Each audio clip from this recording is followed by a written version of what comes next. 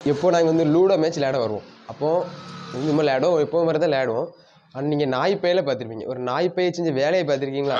பாருங்க, குட்டியை இப்படி கொண்டு விட்டு போயிருக்கான். அது ரோட்டில் அடிபட்டுச்சுன்னா என்ன ஆகுது? ஐயோ போகும், பாம்போட அழகாக இருக்குது. இந்த குட்டியை விட்டு போயிருக்கான். இப்போ இந்த குட்டியை நம்ம பாதுகாக்க போகிறோம். அதுக்கான வேலைகளை இப்போ நம்ம ஈடுபடலாம். இப்படி வா, அது நம்மளை பற்றி பயப்படுது. அதே பிஸ்கட் எடுவாங்க, பிஸ்கட் எடுவாங்க. குட்டி மாதிரி இருக்குன்னு நாங்கள் போட்டு வச்சுருக்குறோம். பட்